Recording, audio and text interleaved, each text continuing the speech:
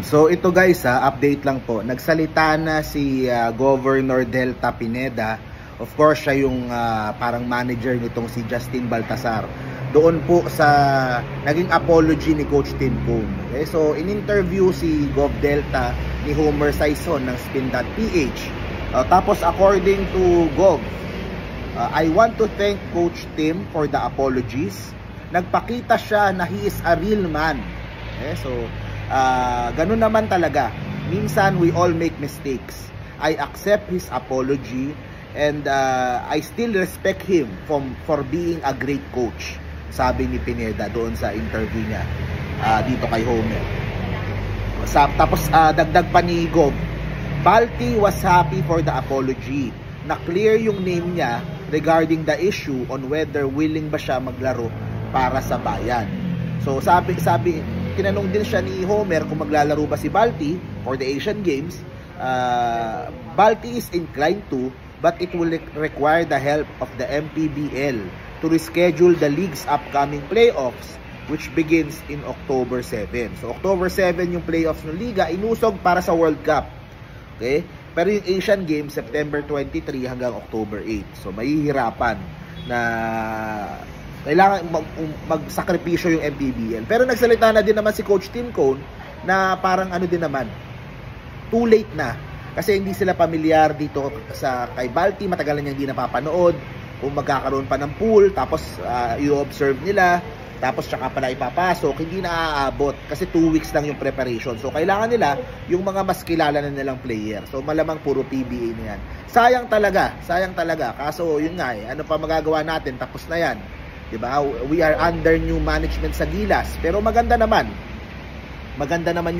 yung at least nakapagpatawaran at maayos na yung lahat. And sa future, pwede pa rin si Balti sa Gilas. Yun naman ang gusto natin. If they need him, we will ask permission from the MPBL. Yun. Yung leading the MPBL standings, 23-2. Yung pong Pampanga Giant Lanterns ni Boss Gov Delta. Dahil dito kay Balti, napakagaling na player. Talagang dinodominate niya yung MPBL. Kaya nakakatuwa talaga. Kaya napakalakas nung kanilang team dahil dito kay Balti. Of course, syempre, ang pangarap ni Gov ay mag-champion dyan sa MPBL. Kaya, di ba, last season, Nueva Ecija, di ba? Ang lakas ng Nueva Ecija. Pero yung Pampanga ngayon, dahil nandyan si Justin Baltasar, he is averaging 17 points, 16 rebounds, 4 assists, and 1 block per game sa MPBL. Ganon ka dominante si Balti. Diba? Sayang. Magagamit sana natin sa Asian Games. Diba? Lalo na wala si Kai, pero anyway, yun na nga mahirap magturuan. Yan yung mga naging problema dati sa SBP at sa Gilas. Yung communication ba, hindi nakikinig sa tao. Tingnan mo si Coach Tim Cone. Nagsalita siya, 'di ba? Tapos nag-react yung mga tao, nagsalita si Balti, sumagot siya kaagad, hindi napapahabain.